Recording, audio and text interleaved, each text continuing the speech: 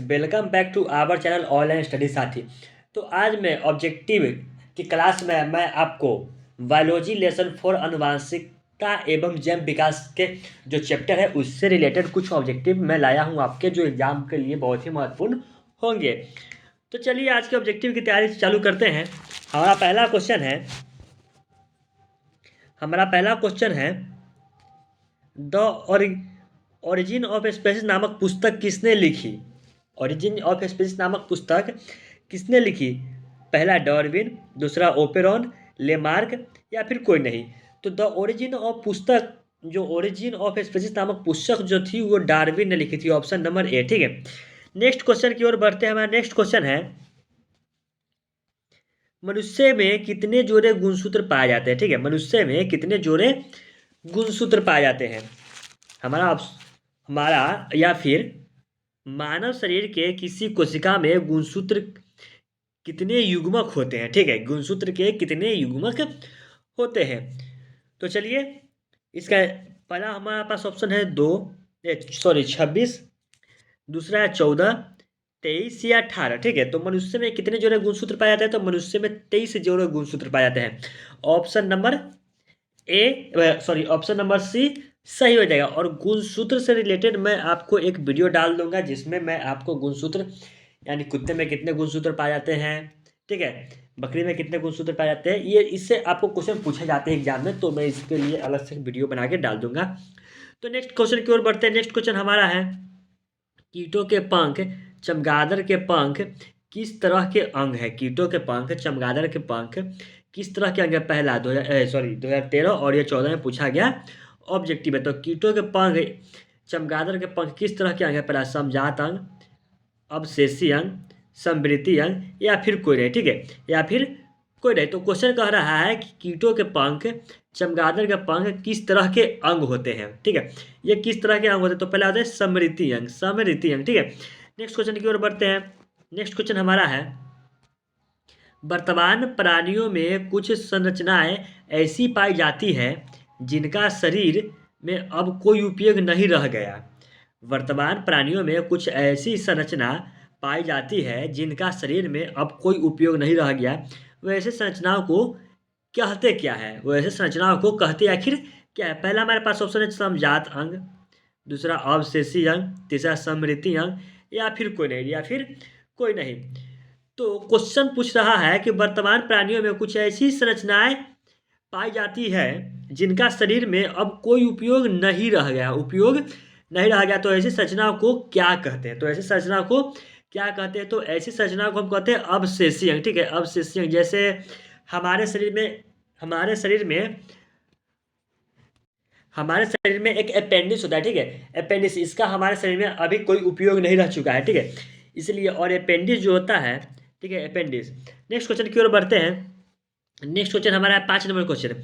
Gene शब्द की प्रस्तावना किसने की थी? जीन शब्द की प्रस्तावना किसने की थी? पहला वाटसन, दूसरा मेंडल, वनडेन, बेंडेन या फिर इनमें से किसी ने नहीं। ठीक है, या फिर इनमें से किसी ने नहीं। तो क्वेश्चन क्वेश्चन पूछ रहा है जीन जीन शब्द की प्रस्तावना किसने की थी? जीन शब्द की प्रस्तावना किसने की थी? तो नहीं बेटसन ने की थी, नहीं मेंडल ने की थी और नहीं वेंडेन ने की थी। इसका आंसर हो जाएगा कोई नहीं।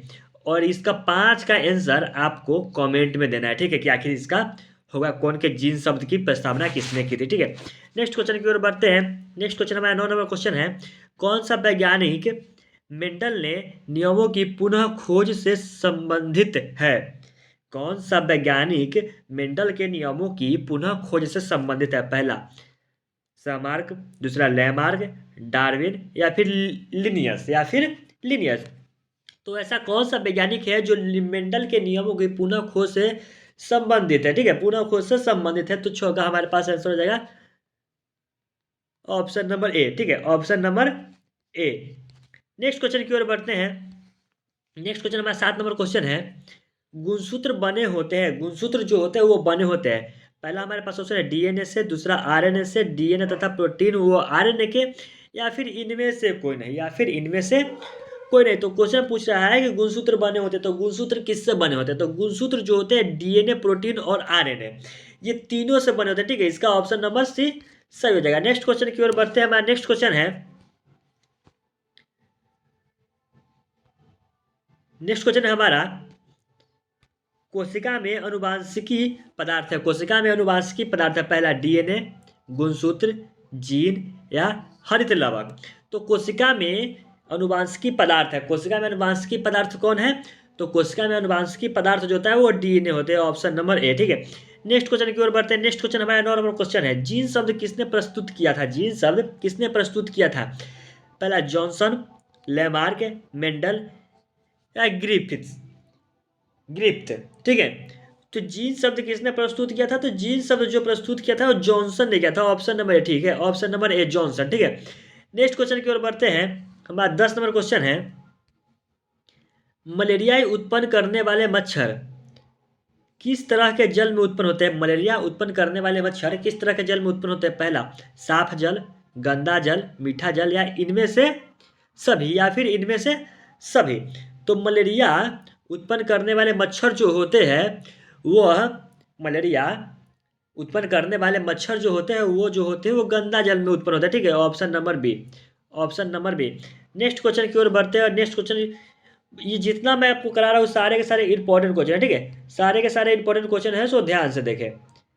ठीक है, नेक्स्ट क्वेश्चन की ओर बढ़ते हैं। 11 नंबर क्वेश्चन है, डेंगू उत्पन्न करने वाले मच्छर किस तरह के जल में उत्पन्न होते हैं? डेंगू उत्पन्न करने वाले मच्छर किस तरह के जल में उत्पन्न होते हैं? और 2011 में पूछा गया क्वेश्चन है। ठीक है, और सारे के सारे इंपॉर्टेंट क्वेश्चन है। तो डेंगू उत्पन्न करने वाले मच्छर किस तरह के जल में उत्पन्न होते हैं? पहला हमारे पास ऑप्शन है साफ जल, गंदा जल, मीठा जल या इनमें से सभी, या फिर इनमें से सभी।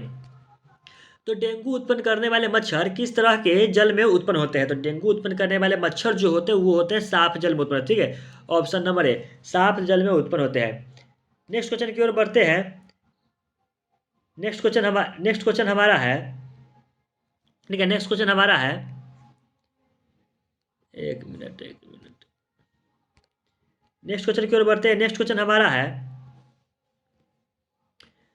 13 नंबर क्वेश्चन। ठीक है, नेक्स्ट क्वेश्चन हमारा 13 नंबर क्वेश्चन है, और ये बहुत ही इंपॉर्टेंट क्वेश्चन है क्योंकि 17, 18, 19 लगातार 3 साल पूछा गया है। ठीक है, और इसके बाद ये क्वेश्चन दोहराया नहीं है, तो हो सके तो ये आपको एग्जाम में पूछे जाएंगे। ठीक है, नेक्स्ट क्वेश्चन की ओर बढ़ते हैं। समजात अंगों के उदाहरण है, समजात अंगों के उदाहरण है, हमारा हाथ तथा कुत्ते का अग्रपाद। ठीक है, हमारे दांत तथा हाथी के दांत, आलू एवं घास के ऊपरी भूस्त्री। ठीक है, ऊपरी भूस्त्री और उपयुक्त सभी। तो क्वेश्चन है हमारा,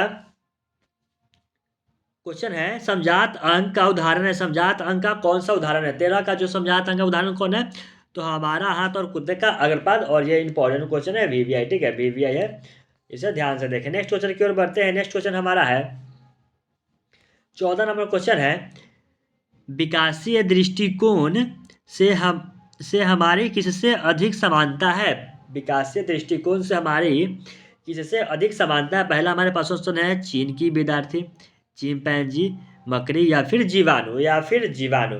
तो विकासीय दृष्टिकोण से हमारी किससे अधिक समानता होती है? तो वो होती है हमारी, वो होगी चिंपैंजी से, ऑप्शन नंबर बी। ठीक है, ये होगी option number b, chimpanzee. Next question की ओर बढ़ते हैं। लैंगिक जनन के उपरांत संतानों में अलैंगिक जनन की अपेक्षा विभिन्नताएं होगी। लैंगिक जनन के उपरांत स्थानों में अलैंगिक जनन की सापेक्ष विभिन्नताएं होगी। पहला ऑप्शन है कम, अधिक, एक समान, इनमें से कोई नहीं। ठीक है, तो 15 का जो हमारे पास ऑप्शन हो जाएगा वो हो जाएगा बी। ठीक है, अधिक, option number b, option number b. Next question की ओर बढ़ते हैं। नेक्स्ट क्वेश्चन, और ये सारे के सारे आज के जो होंगे वो सब के सब इंपॉर्टेंट क्वेश्चन है। ठीक है, सब के सब इंपॉर्टेंट क्वेश्चन है। नेक्स्ट क्वेश्चन की ओर बढ़ते हैं। मेंडल ने अपने प्रयोग के लिए किस पौधे को चुना था? मेंडल ने अपने प्रयोग के लिए किस पौधे को चुना था? ये और बहुत ही आसान क्वेश्चन है। ठीक है, और आपके एग्जाम में कई बार पूछे गए हैं क्वेश्चन। ठीक है, मेंडल ने अपने प्रयोग के लिए किस पौधे को चुना था? पहला है मटर, दूसरा है चना, सेम, या फिर इनमें से कोई नहीं, या फिर इनमें से कोई नहीं। तो इसका जवाब आपको कमेंट करना है क्योंकि बहुत ही आसान क्वेश्चन है। ठीक है, बहुत ही आसान क्वेश्चन है। नेक्स्ट क्वेश्चन की ओर बढ़ते हैं। 17 नंबर क्वेश्चन, फ्रेडरिक मिशर ने न्यूक्लिक नाम किसे दिया? न्यूक्लिक नाम किसे दिया? पहला नाभिक अम्ल, सल्फ्यूरिक अम्ल, HNO3 या HCl, या फिर HCl। फ्रेडरिक मिशर ने न्यूक्लिक नाम किसे दिया था? तो फ्रेडरिक मिशर ने न्यूक्लिक नाम जो दिया था वो दिया नाभिक अम्ल को, option number A, option number A. Next question की ओर बढ़ते हैं। नेक्स्ट क्वेश्चन हमारा है, किसने प्रमाण दिया कि जीन गुणसूत्र का भाग है? किसने प्रमाण दिया कि जीन गुणसूत्र का भाग है? पहला 1928 में ग्रिफिथ ने, 1909 में जोहानसन ने, 1902 में टी बोवेरी एवं WS स्टन ने, या फिर 1944 में मैकार्ट्री ने। ठीक है, तो किसने प्रमाण दिया कि जीन गुणसूत्र का भाग है? जीन गुणसूत्र का भाग है, तो ये दिया था ऑप्शन नंबर सी, 1902 में टी बोवेरी एवं WM स्टन ने, ऑप्शन नंबर सी। ठीक है, option number c. Next question की ओर बढ़ते हैं, और ये हमारी आज का वीडियो की लास्ट क्वेश्चन है। ठीक है, क्वेश्चन है, प्रत्येक गुणसूत्र में कुंडलित धाराओं का बनना होता है जिसे कहते हैं, जिसे हम क्या कहते हैं? तो उससे हम लोग कहते हैं, उससे हम लोग कहते हैं, अरे यार, अर्ध गुणसूत्र। ठीक है, तो आज के क्लास में मैं जितना आपको बताया वो सारे के सारे जो ऑब्जेक्टिव थे वो VVI है। ठीक है, तो इस वीडियो को ध्यान से देखें और लास्ट तक बने के रहने के लिए धन्यवाद। और मैं आपको इस लेसन से कम 20 से 25 ऑब्जेक्टिव मैं आपको और दूंगा, जिससे आपको एग्जाम में होने वाली कठिनाई नहीं उत्पन्न होगी। ठीक है, और लेसन 4 में आज हम लोग पहुँच गए। पीछे प्रीवियस वीडियो में शॉर्ट्स वीडियो भी डालकर बनाया गया है। फिर से लॉन्ग वीडियो में आशा भी करता हूँ कि मैं आपको लॉन्ग वीडियो भी दे रहा हूँ। और मैं आपको एग्ज़ाम से 1 महीना पहले कुछ ऑब्जेक्टिव दूंगा, मैं सब्जेक्टिव दूंगा, जो आपके एग्ज़ाम के लिए बहुत ही महत्वपूर्ण होंगे।